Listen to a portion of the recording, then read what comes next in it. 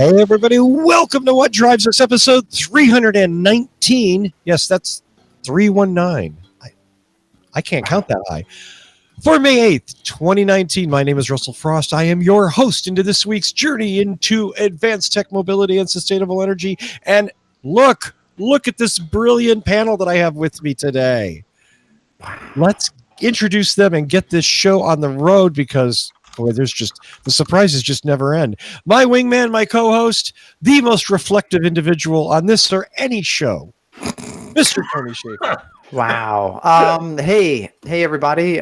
So I have a Goose Island Matilda tonight. One of my favorites. 312 is very good, but I do like their Matilda.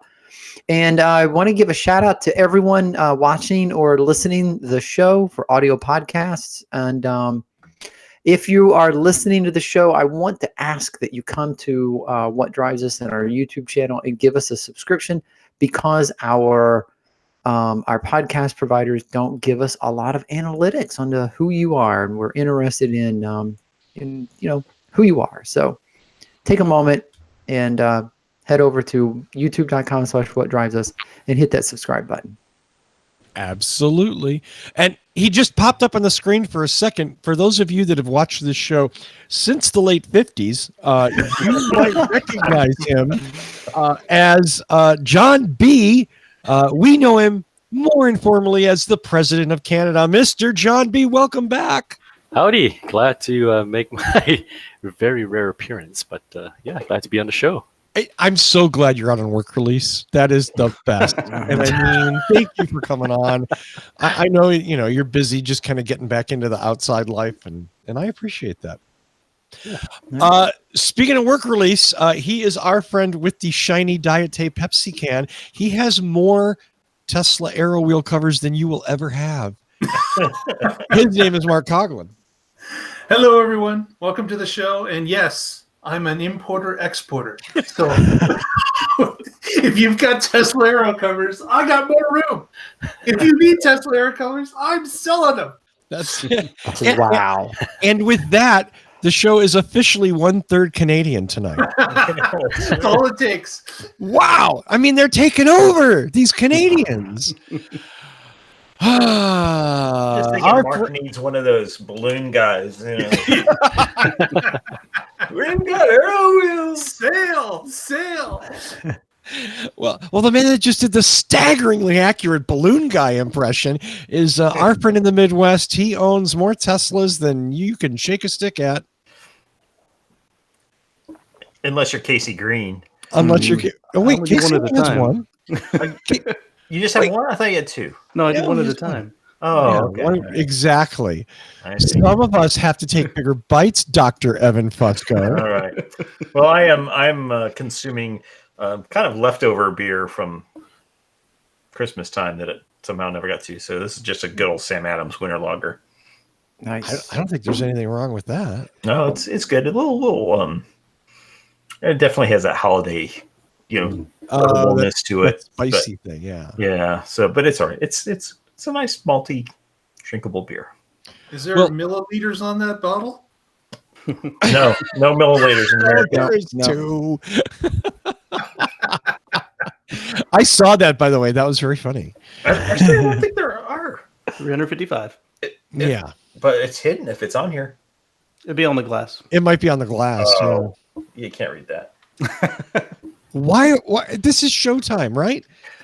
And speaking of Showtime, you have undoubtedly seen him on his YouTube channel reviewing each and every one of the Tesla supercharger stations. I like to think of him as Casey, Mr. Ludicrous Mode Green. Oh, yeah. Heavy foot for me. So today we are drinking a homemade Thai tea. My wife made it for me. Wow. Is that orange? It is orange. Yeah. Thai tea is delicious. A little sweet, but... Yeah, so she made it with Splenda for me. Instead of, or not Splenda, what's the other one? Stevia. Yeah. So if you don't put the half and half in it, it is bright orange. It looks like regular tea, but then if you spill it on anything, it turns orange. What makes it orange? Is it the tea itself? Yeah, the tea leaves are orange, and so or red. Oh. And so then when you put the milk in it, it becomes this pale orange. It's pretty cool. That is This is the normal color, but it was too sweet, so we had to dilute it. I think you get the prettiest drink of the night award. Put an umbrella in it. Sure, why not? Well, for our first story, we're going to go to, once again, our friend who we've missed so much, Mr. John B., who has something about some kind of sales thing. I don't know. I didn't really understand it. Yeah. So there's an article in Clean Technica. Just talking about sales, nothing new. It's something you do at the beginning of each month just to wrap up the month that has just passed. The article just states that some of the major manufacturers, such as Toyota, Lexus, Mercedes, Acura, Audi, and Infiniti, as they've decided to call out, experienced sales drops in the U.S. in April.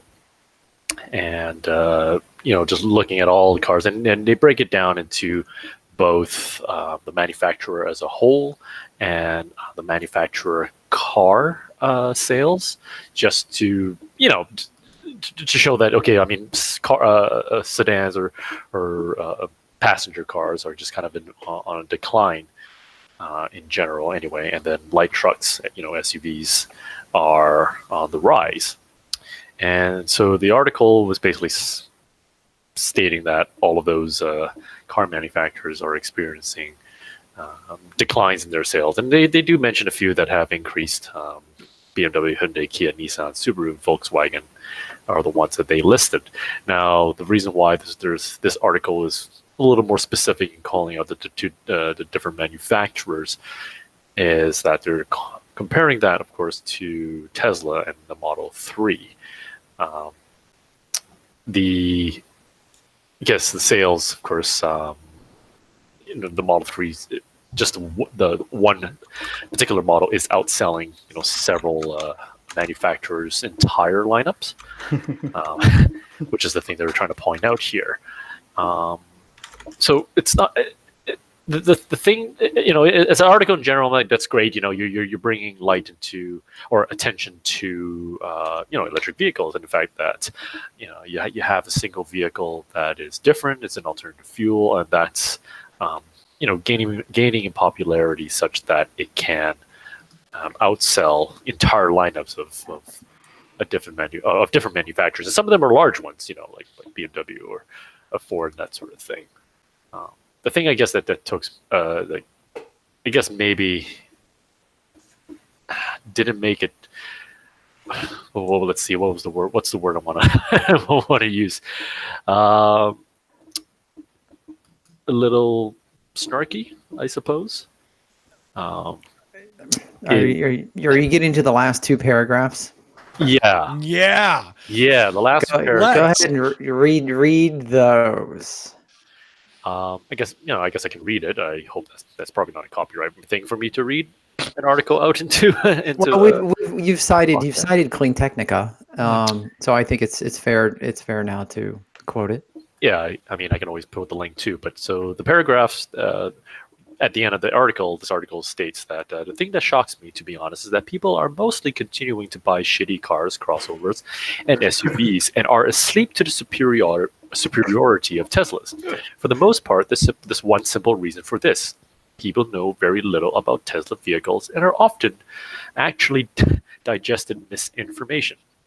People are unaware of the fact that Tesla vehicles are much safer, much quicker, have much better infotainment, and have much better driving assistant features.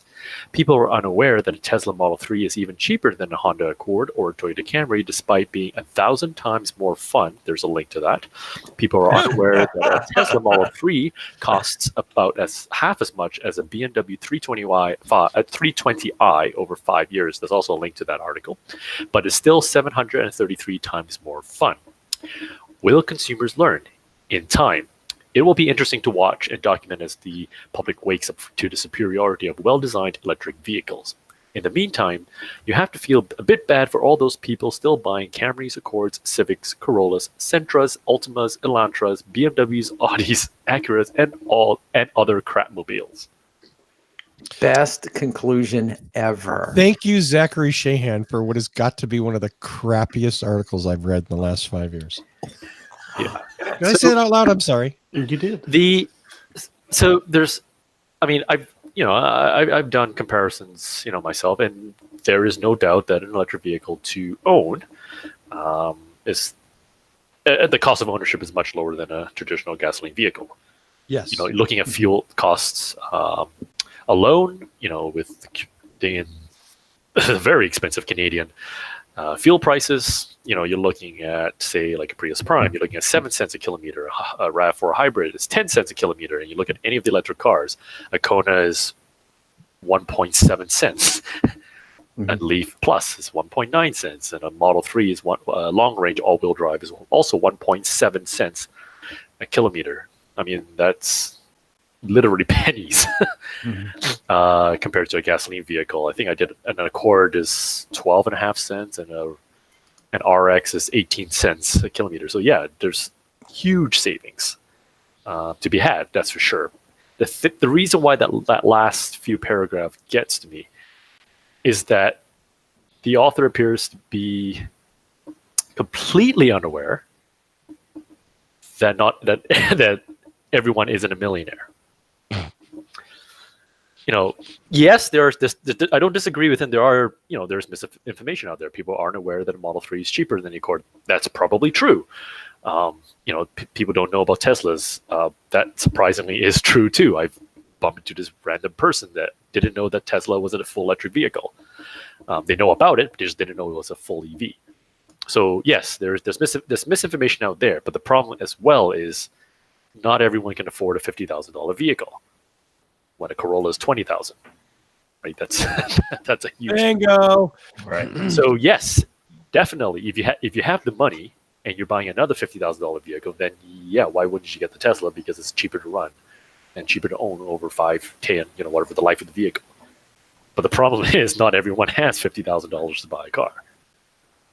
So anyway, that's. I mean, it's an arrogance article with a couple little statistics thrown in to try to make it sound just completely factual, and it's unfortunate that last bit is all thrown in there, and can stick to factual stuff, because I think if you can make a case that says, much like you said, here's actual cost to purchase, here's actual cost at 5 years to maintenance, here's where it really pans out, and here are the benefits of a Tesla, and make your decision. If you own an apartment, it might not work for you.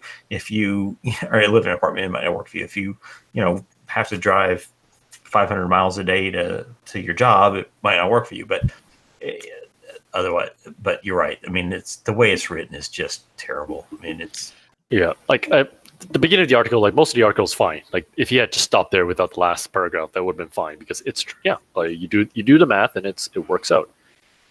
And I don't want to. Oh, I'm sorry. Go ahead, John. No, go ahead. I was just going to say that the last paragraph wasn't really necessary. Let's put this in context. Zach Shahan is the let me read here, director and chief editor of Clean Technica. Yeah. So that's all I'm saying. I would say that they could phrase the end paragraph differently because it's true. Like my whole family, anyone that has not yet ridden in one of my cars, shits all over it. They're like, but you got to stop to charge. Oh, it's so expensive. I'm like, you can get for the $500 a month you're spending on fuel and Toyota Camry or Lexus whatever, you could get the Model 3 at $400 a month, kill that gas bill and the maintenance. And if you'd ever take a spin around the block, you'd realize that all your freaking fears about being stranded are nothing. I mean, I've done 22,000. Sorry. I've done a lot of miles. I'll get you the exact amount in just a second. Right. But, But, I mean, he certainly in less than a year. And in my last one, I did 60,000 miles before I sold it. So 22,823 in the less than a year that I bought the car. If this, so I like the last paragraphs. It's got moxie.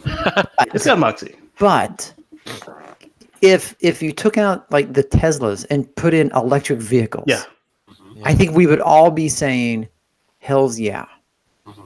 If because the superiority of electric vehicles, people know very little about electric vehicles and often have digested misinformation. People are unaware that electric vehicles are safer, quicker, have better infotainment and better drivers, or whatever. But this is what we've been saying for years. Maybe he's just trying to replace Fred Lambert as Elon's love child. There we go. Ding, Maybe. ding, ding, ding, ding. Well, I mean, But also keep in mind, there's. Oh, sorry, Casey. Go ahead. even the Chevy Volt would pass every measurement of that, except for it still has oil changes once a year. Once every 2 years. Right. Well, the new one, And- my old one was once a year. And like John said, we're seeing more come online. The Kona, the Leaf the Leaf Plus, we're seeing more. Test. Yeah, we're seeing more electric vehicles come online, and I kind of like the last paragraphs because it was so bold and in your face. Mhm. I do wish he wouldn't have just specified, the Model 3 and the Tesla. And if he had just said, electric vehicles in general, then I would have been standing on the soapbox yelling, amen, you go, Yeah. go Well, get 'em. there's also the, you didn't have to put down the gasoline vehicles. Exactly. This doesn't Well, have to yeah. be a war. It doesn't have Okay, to be. Yeah. it doesn't have to be a war. So, I mean, I was taken aback by the calling out of Tesla, because usually this is a more independent site. Like they do all the brands, all the makes, and so to pick one was a surprise for me. Yeah, there are people that, I mean, you living in multifamily units that may not have charging Really? capabilities too. Like I know a friend who was in an older. Well, he's now in a townhouse that does have charging, but in his previous place, they didn't have one, so they wanted to install one. And the Strata decided to say, "All right, so we'll install 2 at a cost of $100,000." Whoa.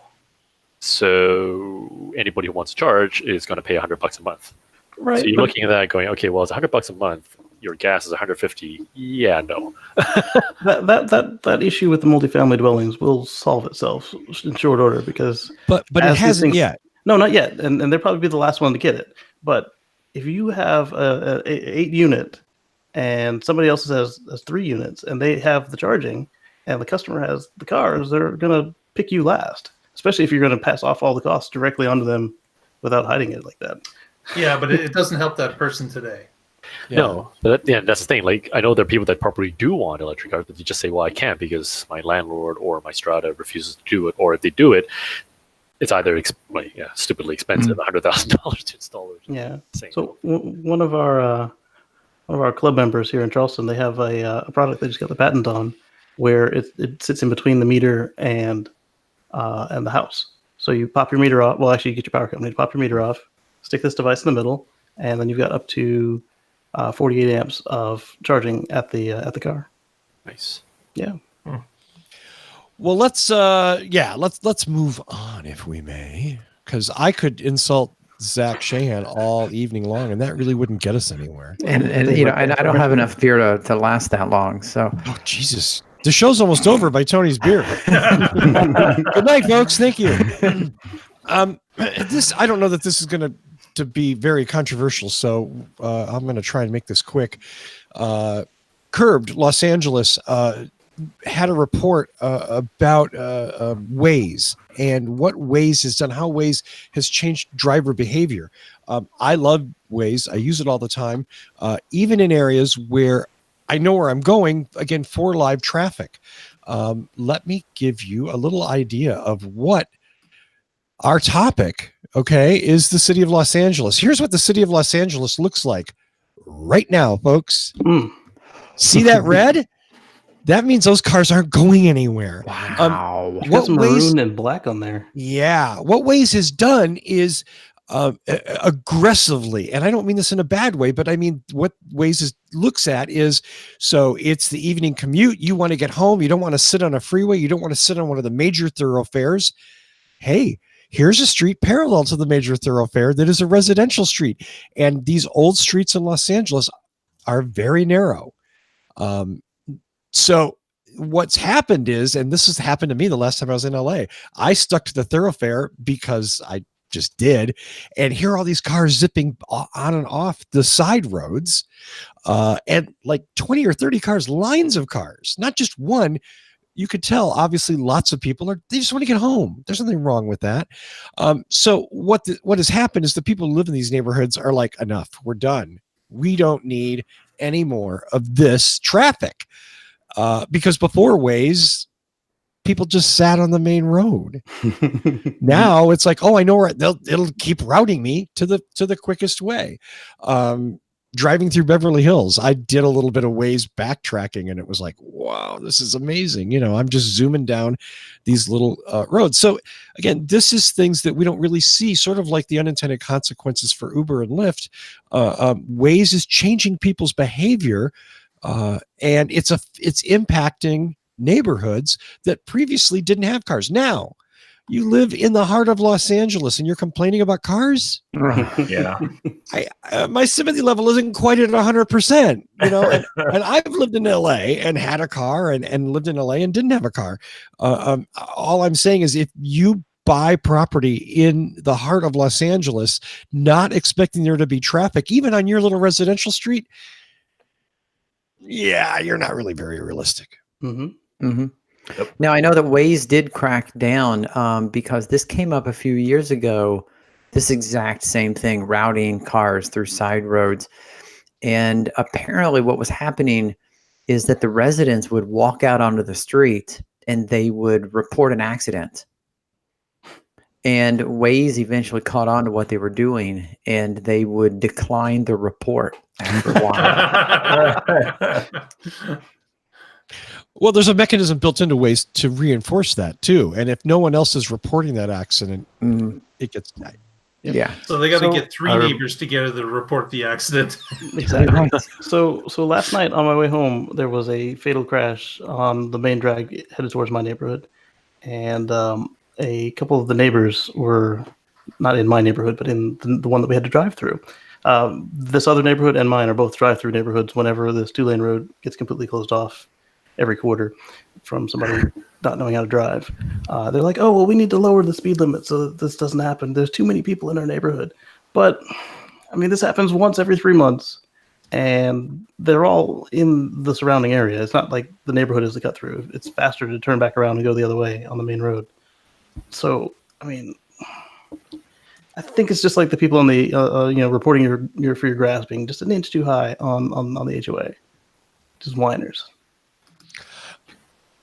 Now, obviously, if they're speeding through and you've got kids playing, I understand that. But people aren't speeding through; they don't know the neighborhood, and it's a lot of twists and turns. It's a suburban sprawl, right? And it's exactly one of the arguments in the article is you now have new people who aren't familiar with the roads, and the reason they're cutting through the neighborhoods is because they want to get from point A to point B faster, so they're going to drive it faster. And yeah, if they're not familiar with the residential area, then you might have kids playing and whatever, because of course Waze doesn't take that into consideration. Mm-hmm. My final thought on this is, again, having lived in Los Angeles for a number of years, both sides here are really kind of awful. The drivers are awful and selfish, and they drive recklessly and too quickly sometimes. And yeah, I feel sorry for somebody who just wants to get home. I get that. But maybe take mass transit. And the homeowners who want a quiet, Pacific Street in the middle of downtown, in the middle of urban Los Angeles, they're not being realistic. And I get that they want that. There's nothing wrong with that, but that's not fair either. There's a lot to hate on both sides. There is. Yeah. Tunnels. Oh, God. Oh, my God. Who invited Zach Shahan on the show?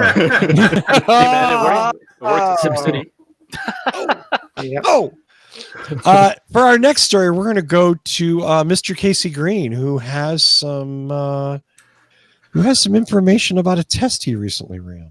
Yes. So myself and 6 other Tesla owners got together and tested out the new 150 kilowatt charging at the Raleigh supercharger, and we came up with some interesting results. And there's a YouTube video if you guys want to watch it. It's not on my channel; it's on Out of Respect Motoring's channel. There should be a link in the show when we're done with it. But so what we found is that it made a significant difference on the Model 3, and on the Model S and the Model X, it made a slightly. It did make a difference there too, but it wasn't as pronounced. So the Model S 75D would normally charge at under 100 kilowatts, and it was charging at like 105, 110, which was pretty cool. And then in the video, the Model X's, they were limited to 136-ish kilowatts, whereas they previously were capped at 120. But what was interesting on that for me was on the trip in and out of this test, I was actually receiving from 141 to about 146 kilowatts. And it wasn't even at the bottom of the pack sometimes. Sometimes I was at, say, 30 or 40%, and I was still getting well above 130. And that was pretty impressive. And around 60% or so, I was still getting like 112, 115. And the 90% charge took about the same amount of time, but if you're unplugging at 70 or 80 or whenever the thing starts to slow down, just unplug and leave, it's going to be so much faster than it used to be. Now, I have to ask for the S and X, what software? My X was on the latest software, the 2019.12.1.2, and then the other, the non-performance one, was on the .1, so 1.1 version. Okay. Yeah, and that was pretty cool. And Chris K-Man Auto, he has a 75D that's been capped because he charges too much, and so he went from 94 to like 115, 105, something like that, which is still impressive. Yeah. So he's capped because he just uses superchargers all the time. All the time. The 90D I didn't realize that you could do that to a 75D, but apparently he really does just supercharge too much. Mm-hmm. Yeah. So in terms of total time saved, like, just in general, are we looking at 15 minutes quicker, half an hour? Exactly. So it's about 25%, because part of this is half the software is in the car and half the software is in the supercharger cabinet. Okay. So your car will heat up on the way there, and so it'll already be at the optimum temperature that has the least internal resistance, and then they just overloaded the superchargers. So instead of going at when they put them in, it was like 115. They dumped them up to 120, and then theoretical 135, and then they said, "Oh yeah, we'll do 140." And then by the time the software rolled out, you're doing 150. Yeah. Yeah, and it doesn't have to do it for long, so they're not really violating any electrical codes by doing that, because within a few minutes it'll get back down. But what I found interesting was when we started the test, we started at 5%, and so at that point they actually trickle in as if the batteries are cold, and then right around 7 to 10% is when it starts to slam it with full power, and that was really awesome. So I can't wait to try it on a V3 supercharger. I talked on the Tesla Life. I also charged my Model 3 with the latest software this past weekend, and I had about 93 miles, so it was maybe 30% of battery state of charge when I hooked up, and I hit about 140 kilowatts, that showed 500 miles per hour of charging rate, and it was fun seeing it just get blasted in there that quick. But I think the thing for me that I liked about it is I have to pay for all my supercharging with the Model 3. I didn't get any of the free supercharging at all, and you get charged by the minute, and your cost is different. It doubles when you are less than, is it double or half? When you're less than 60 kilowatts. Yeah. But anyway, so my total time on the 60 kilowatt higher rate, 60 kilowatt or higher rate, was significantly shorter. So ultimately, I just got enough charge to make it home with enough of a buffer to be safe. So my total time on the charger was shorter. Therefore, my total cost to charge was significantly less than it otherwise would have been at the slower charging rates. So it's faster. It's better for me. It's better for anybody that's waiting to get on the charger. It's cheaper for me, and just more efficient. So it's really, really nice to see these numbers going up on the charging rates. It's good for Tesla too, because they have less. There's less lines. There's more utilization of the equipment they have, so they don't have to install new stalls. And there's just less articles about, oh, I had to wait in line. I was third in line. I had to wait 50 minutes to charge. Yeah, because lines never happen at gas stations. Exactly. It's always 20 minutes with nobody in there, and yet how do I gotta wait 20 minutes to pay at the register? Right. Because you get that one person that puts in half a tank and then they have to walk in because they don't trust. There might be a skimming device on the gas tank. I have to drive in and, oh, look, they have the new Snickers with the almonds. And oh my God, I should probably get one. Yeah. Yes. Right. I know that You've been there, Tony, haven't you?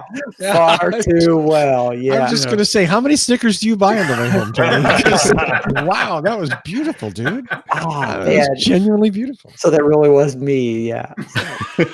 Well, speaking of beautiful Tony, he has our next story about a car company with sort of a split personality. And I'm calling bullshit on this article, to be honest. Really? Not the article. The article is accurate and everything. The content is, in my opinion, utter bullshit. So we know that Volvo has sort of split and made a side venture that they are calling the Polestar. And the Polestar is going to be their electric vehicle offshoots. So what does that mean? That means Polestar gets to sell 200,000 electric cars at a $7,500 federal incentive. But if Volvo decides to also sell electric vehicles, then they get 200,000 electric vehicles at $7,500 incentive. So in essence, Volvo, the parent company, gets 400,000 cars at the full incentive. And that's why I'm calling bullshit. Because if they are allowed to do this and get away with it, and it looks like now that they are, then what's to stop all these other manufacturers? Yeah, GM, Ford, and especially GM. Yeah, Because Ford, GM, Lincoln. Right, all of them, but especially GM, because GM has already exceeded 200,000. So GM's going to say, oh, we're going to spin off our electric vehicle, and now we get 200,000 more. Or just make them all Cadillacs or all GMCs. Well, right. Buicks. Exactly. Yeah, and just rebrand them or rename them and make them. So that's why I'm calling bullshit. Now, okay. Tesla Series B. I'm calling bullshit to this because it seems like a way to game the system, but at the same time, if we can get 200,000 more butts in EV seats, then maybe I'm in favor of it. It just feels like they're gaming the system the way they split off another company and they get an additional 200,000, which is double of what GM has already used and what Tesla has already used. That's the only reason I call it bullshit. But it could be a good thing. I want it to be a good thing, but right off the bat, it just feels dirty. Yeah, the first Polestar I ever saw was not even an EV. It was after the EVs had been announced, and it wasn't a plug-in. It wasn't a hybrid. It was just a sports car. I was like, "What is this?" He said, "Yeah, it's like an A-Spec."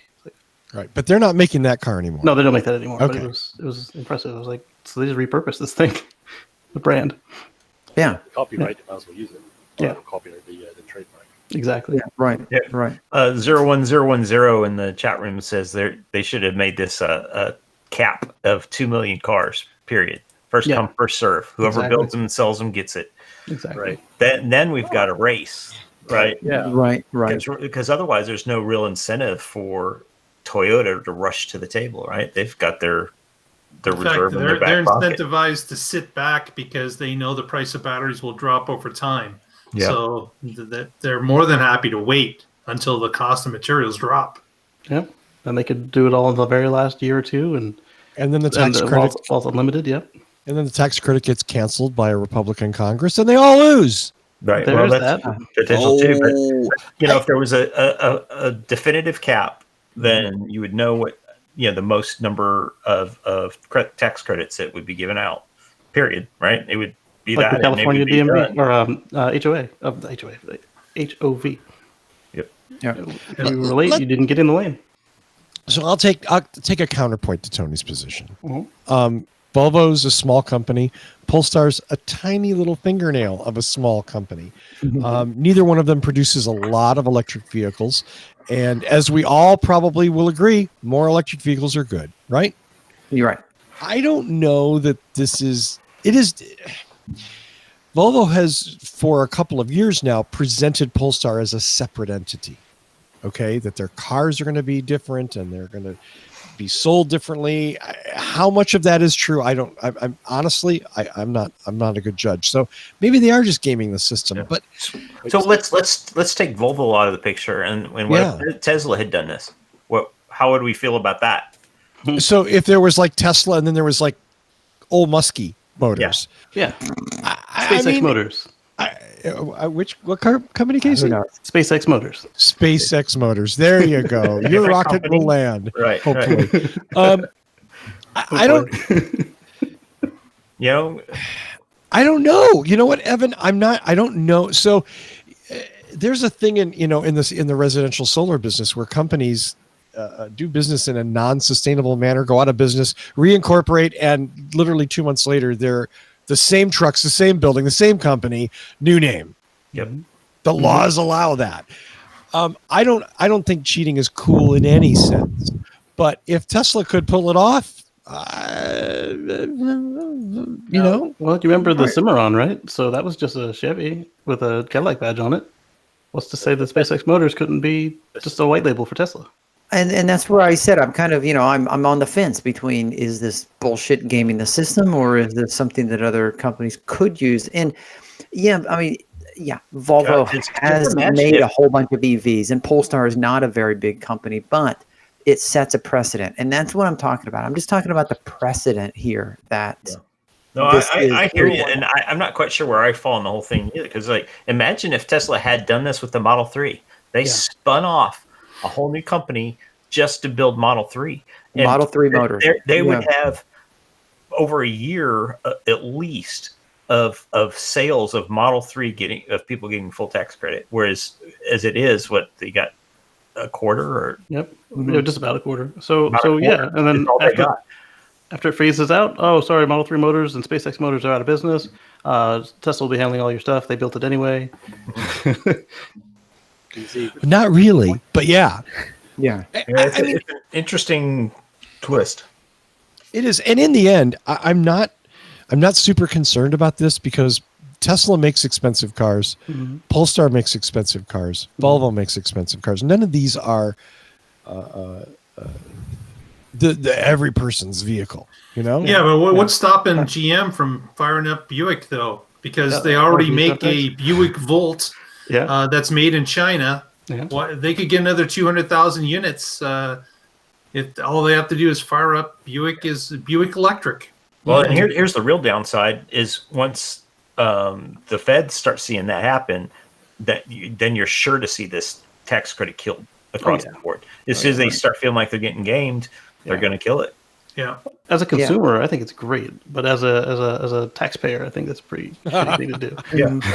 I mean, we are already, we're comfortable. I'm sorry, John. Go on. I was going to say it only works again. 0110 brings up a good point. It only works if the spinoff is its own entity.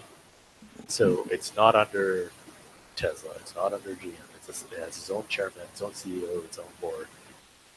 And I don't know what the technicalities is in terms of factories, but technically you can use the same factories because it's, people, manufacturers partner up and share factories occasionally. So, but like some of the Nissan trucks are literally just, or some of the foreign makes in Japan and such are literally just like Nissan trucks, or like the Volkswagen in Europe is a Nissan Frontier. Yeah, right. Yeah. And we're already comfortable with Hyundai and Kia and Toyota and Lexus, and I'm just saying what's going to stop manufacturers from spinning off, an EV subsidiary, and then and by the way, we're going to also make EVs.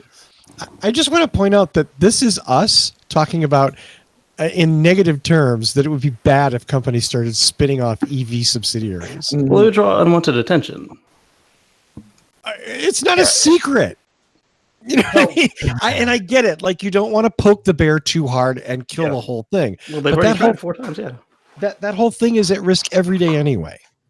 Yeah, but this would put it over the top. I think there would be pressure on even Democrats that supported it to kill it. You can only poke that bear so many times, and it's going to bite you in the ass. Ooh. Yep. That's I kind mean, of we're all EV supporters, but I think we're all, tax-paying workers too, and we're, none of us are out to game the system. I think we see the incentive as just that, an incentive to spur the industry and make EVs more affordable and more welcome and spread them appropriately through the country so that people will have wider adoption of it. We're not here to fuck the government and You're not. I say it out loud. I'm sorry. Yeah. Well, let's talk about something a little more fun. Mr. Coughlin has a delightful story. Yes, indeed. I'm sure many of you know of Niagara Falls. And one of the feature attractions at Niagara Falls is, of course, the Maid of the Mist, which is a fleet of boats that travel from both the American and Canadian side up to the mouth of the falls. As the falls continue to fall, this boat goes right up to the base of the falls, and everybody gets a little raincoat to wear. And since 1955, all the boats have been diesel. Before that, they were steam. Well, they've turned a corner. As of September of this year, mid-September, they're planning on getting 2 battery-powered lithium-ion boats, catamarans, are going to be replacing a couple of the diesel boats. And they're actually making the boats in Wisconsin. They're shipping the boats by truck in pieces, where they'll be lowered into the Niagara Gorge and then assembled in the gorge in a dry dock and then released. And these catamarans are going to have lithium-ion batteries in both sides of the pontoons of the boat, and they will be charged presumably by some of the generation of Niagara Falls. And the lithium-ion packs in it, there's no, they're being made by ABB in Europe, but there's no indication as to how big the batteries are. But they do tell us that the boats will be able to charge up to 80% in 7 minutes. Wow. And that's basically the turnaround time that these boats have getting off all the passengers and then loading a new group of passengers and setting sail again. So apparently they're going to be in a sweet spot all the time for battery usage, where they get, they'll be knocked down percentage as they go on the tour and then come back. But really the main push, of course, is heading towards the falls. That's where they use all the power because they're going upstream with the current. And then when they come back, they kind of float back. It's a lot easier to come back. So 7 minutes, though, I don't know what kind of juice is going to be flowing in those batteries, but it's going to be a lot. So it doesn't say it's charging from empty. No, 80%. Right. No, it doesn't. No. So, And it could be charging from 40. I gotta believe it's like maybe 40 or 30%. Right. So what's the C rate on that? But still, 7 minutes. That's still That is quite a fight. Yeah. They're going to have plugging into that boat from the shore to charge it up. But I just can't help but to think, if only there was a source of renewable, let's say hydroelectric power nearby that they could use. Aren't they already equipped with Tesla generators? Nikola Tesla, not the modern one. They of course, Tony jests, but there is Niagara Falls is a great producer of electric power, and if you didn't have enough, the Canadians will throw over a couple extension cords, and you can plug that. Right, yeah, well, but those are in metric. So these boats will be used on the American side. There was a conversation before the show started. We're not sure about. Certainly, the Canadians aren't doing it yet, and there is a conversation that. Are boats still operating on a Canadian side? I got to believe they are, but I haven't been there in about 2 or 3 years. So I can't say that for sure. But John B. thought that maybe the Canadian boats were running at this time. But if anyone in the chat room knows it for sure, let us know. I would got to believe that Parks Canada wouldn't stop the boats on the Canadian side, because otherwise you would have to cross the American side to take the boat ride. And so nobody I gotta believe they're still running, but we'll confirm that. So one of their commenters writes, Perfect. They're right at the hydropower from the Moses Dam that runs from the Niagara water. That's where Nikola Tesla's first demonstrated his hydro AC power in 1893 for the Chicago World's Columbian Exposition in 1893, 20 miles away. Yep. Nice. Clean And energy. and it's a very, very nice looking boat too. Yeah, it's nice. Yeah. So these are going to be these are at the bottom. You can see that they're at the bottom of the falls. Because I'm thinking nothing screams range anxiety like being in a boat that runs out of power at the top of the falls. Yeah. Yeah, they don't do those boat tours, Tony. Not anymore. That's a different throw ride. Yeah. Last time. Yeah, you can still rent a barrel if you really need to have a throw ride. So apparently, it's the Maid of the Mist that has retired, but a different company has started up and taken over the tours from the Canadian side. Okay. All right. Yeah. So hopefully the Canadian side will get on board too and order a couple of these lithium ion boats as well. Yeah, They're nice looking. They're cool looking they look boats. cool. Yeah. I mean, I don't know if that's something like, if, for instance, that you could be used to go from Los Angeles to Catalina Island. I don't know. I suspect it's probably very specially designed. Yeah, it's purpose built, I'm sure. Yeah. And at least something's being made in Wisconsin these days, since the Foxconn thing kind of went buns up. So Tiny little tangent on this. When I was in San Antonio over Christmas, at the Riverwalk, they have the little boat tours that you can ride around in, and they had converted all of their old gas engine boats over to electric, which was actually really nice. They were quiet, they didn't smoke, and they had them all custom built perfectly for those canals down there. That was really nice, and the drivers seemed to be very happy with them. yeah. Wakulla Springs in Florida, same thing. They have an old fleet of boats that were all gas, and you'd see that like iridescent sheen on the water, and you smell the smoke, and you're in this gorgeous, beautiful place that is pristine, and your boat's belching out smoke. Well, the new ones are all electric, and they're quiet, and they're beautiful. They don't smell, and it really enhances the thing. We're just saying the same thing over and over again, aren't we? Yeah. Yeah, but it's good. Like, right? I mean, it's better. Mm-hmm. It's electric propulsion is better. Yeah. No argument there. Well, speaking of better, let's go to Tony for a story about keeping pedestrians safe. Yes, but before I get into pedestrians, I want to remind everyone that if you want to read all the news that we're reading, be sure to check us out online.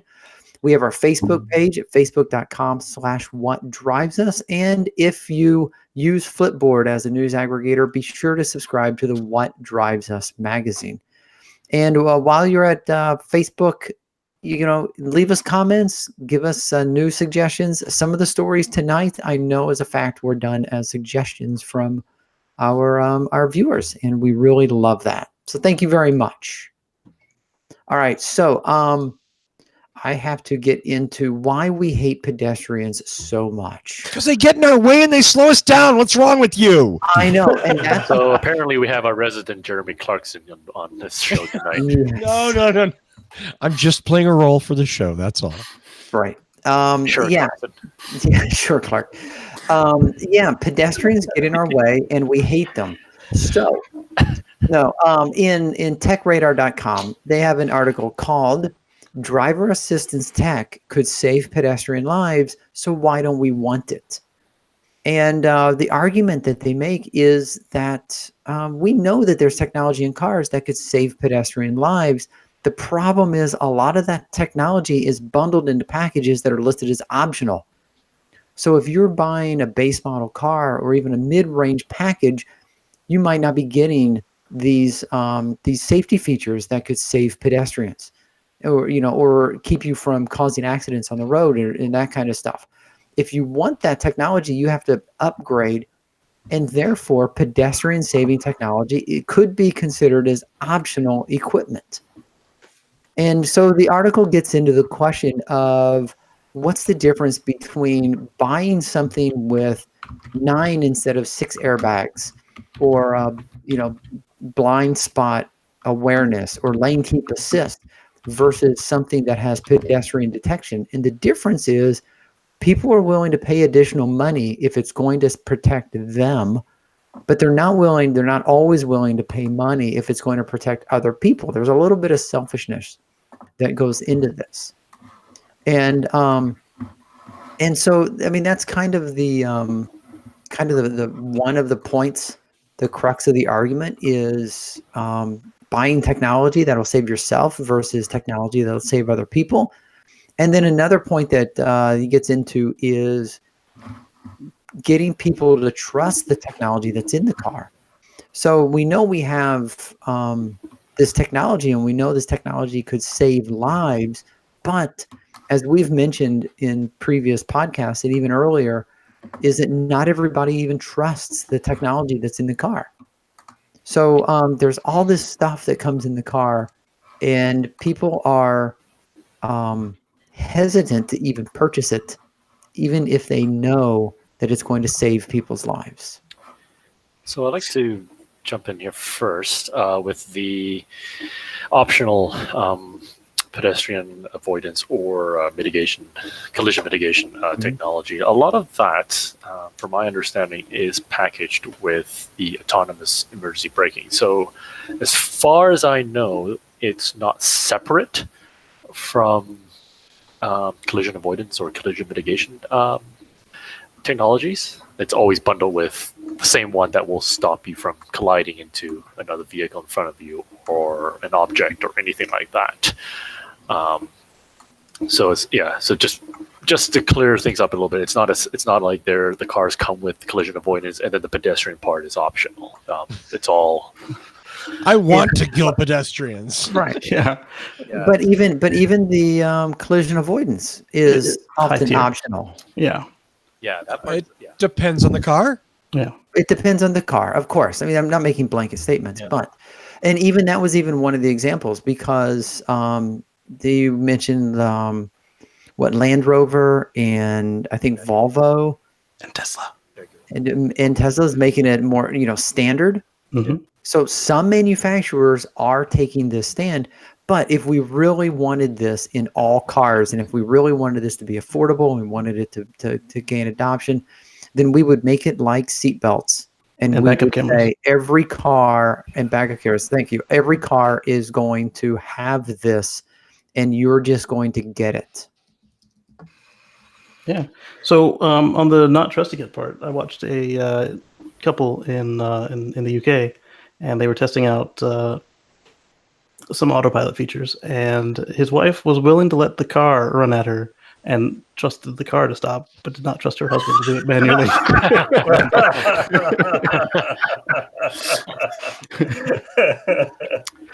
I think they should add these cow catchers to There all you go. Right. back in the 1950s, they had these cow catchers that would be an add-on to cars. Right. Except they were people catchers, not cow catchers. Mm-hmm. I will state that the European standard for pedestrian collision has actually made it across the pond to our cars. So if you notice any of the cars built after, I don't know, 2006, 2008, somewhere around that time, a lot of them have higher hoods, which Especially the world cars. Yeah. Yeah. And then if you look at a Mini, that one will be the most obvious. If you look between the Mini that was launched in 2003, the first of the new generation, I guess, and then the updated version in 2008, I think it was. The hood line is much higher, and that's because European standards require a gap, an air gap between the top of the engine and the hood, so that if you hit someone and their head hits your hood, they won't hit the engine or anything hard underneath it. It will have that little buffer. So we do have some pedestrian protection, I guess, built into the vehicle that are built today. But of course, ideally, we would like to have the collision avoidance, or mitigation, just not happen occur in the first place. Yeah. Couple quick thoughts. Right. First of all, industry is going to push back hard. against more mandated stuff. They always do. Because they always do. It takes time, and obviously this stuff will come eventually. And the other thing that as soon as you started reading the story that came immediately to my mind was the Max 800, Max 900 thing with, the optional backup angle of attack sensor and angle of attack mismatch sensor or indicator lights that have ultimately led to these 2 plane crashes, and because it costs a bunch extra money, so nobody wants to pay extra, and until it's too late.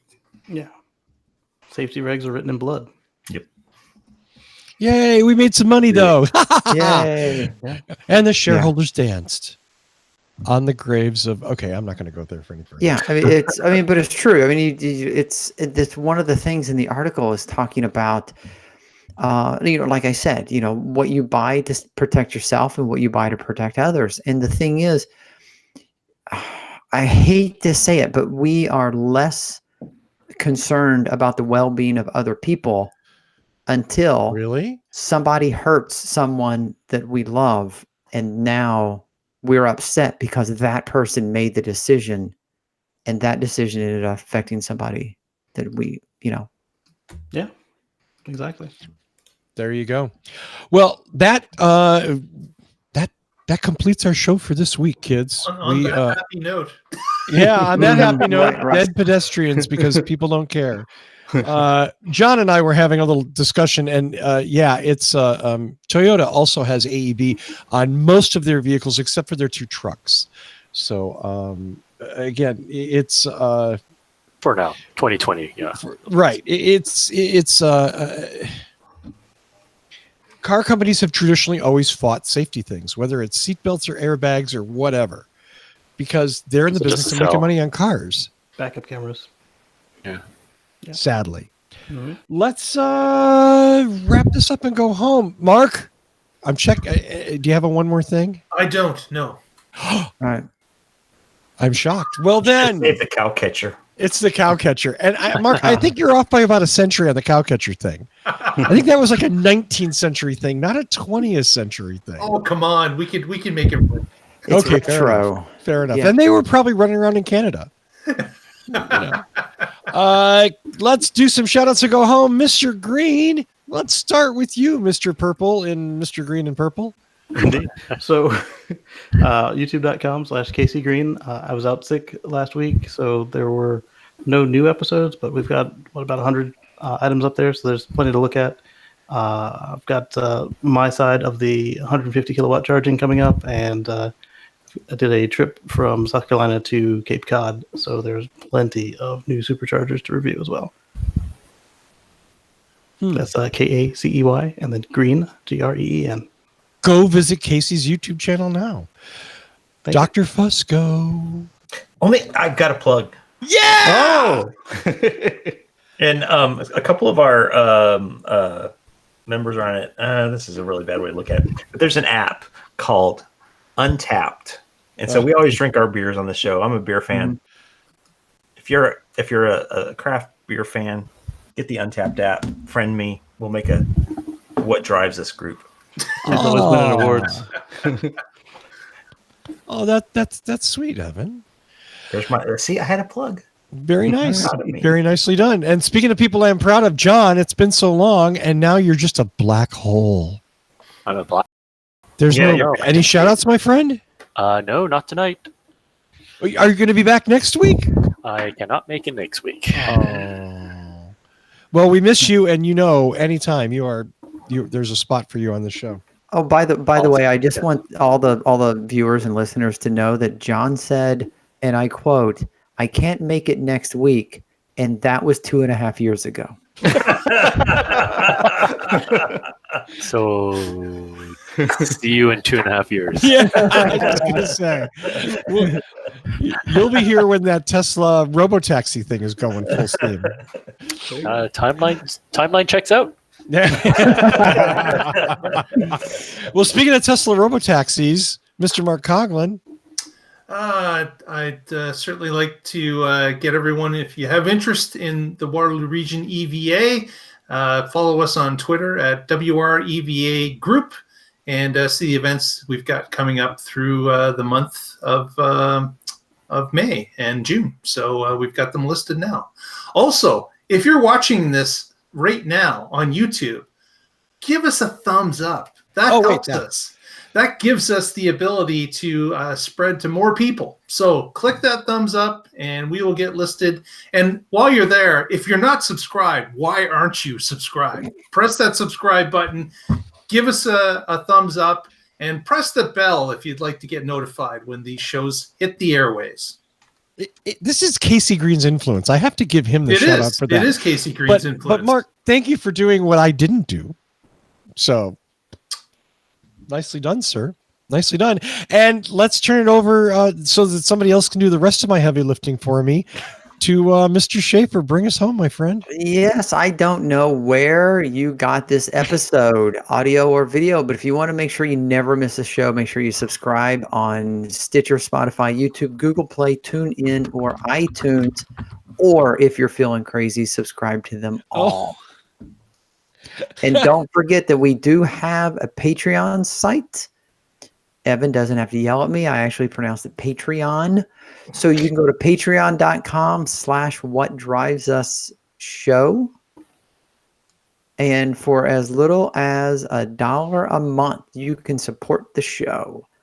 And we do not use that $1 a month to buy beer. So don't come at us with that. Do you see me drinking? Do you see me drinking? No. So I liked 010's choices of either Chasing Waterfalls or Written in Blood. Yes, we have. Redneck Blood? No, Written in Blood. Written in Blood. Oh, God. Pedestrian cow catchers and renewably powered barrels. Yeah. There are many ways to upset people in LA. Thank you. I really like that one, too. Yeah. He's on a roll. Yeah. Or she. I don't know. He or she. Official title writer. Yeah. 01010. Yeah, Everybody in the chat. Pronouns 010. He doesn't have. It's not a pronoun because the binary. So we Did you call just him our contradict yourself beautifully? We call him our binary friend. Our binary friends, exactly. So I want to thank everybody on the panel for coming in and doing the show. John, especially you, because we only get to see you once every 2.5 years or whatever. Is it like a cicada thing where you go and like hibernate and then boom, you pop out of a new shell and you come on the show? Yeah, but it's only one of me, not a million. I have no idea what you just said, my friend. Get a little closer to the mic. Let's turn you up. There we go. I said it's only one of me, not a million. Oh, yeah. Fair enough. Fair enough. There is only one of you. I just want to double back on a couple of things. As always, thank you to Michael Mannering for our theme music. Visit him at manthing.com. As Tony said, patreon.com/whatdrivesusshow. You can subscribe there for less than 25 cents per show. $1 a month is the minimum support. We desperately need your help. And of course, youtube.com/whatdrivesus. Go there. As Casey, as Mark has said, as we've all said, please subscribe to the page. That is super important. We are trying to get to 1,000 and we are very close. So we need your help. Do share the page with your friends. Maybe they'll be interested and maybe they'll subscribe. And even if they don't care, I'll take the subscriber number. I don't think I'm supposed to say that out loud. I'm sorry. If I can jump in, I want to give, and I meant to this at the beginning of the show, I wanted to give a shout out to Inside EVs. Yes. And Eric Loveday, who shared my Kia Niro review and gave us a huge bump. And of course, we really appreciate that. And we have used Inside EV articles and we cite them every time. And hopefully we've pointed a lot of people to their stuff. There's a lot of give and take in the EV world. So it was great to get that little bump from them. It's the magic of the internet is sharing our people with their people. It's not a minus. It's a plus for our people. Like and they get both with a candle. I'm sorry? It's like lighting a candle with a candle. There you go. Thank you. A beautiful metaphor, Mr. Green. Yeah. On that note, thanks again to everybody in the chat room. And do I have music? Yes, I do. Yay, music. Thanks to all of you who watch and or listen every week. Tune in next week and find out what drives us. Oh, come on. You can do it, Michael. There you go. Sometimes you got to poke him a couple times because he's sleeping during the show. He's into bass guitars, not cars. So, hey, thanks for tuning in. We'll see you next week.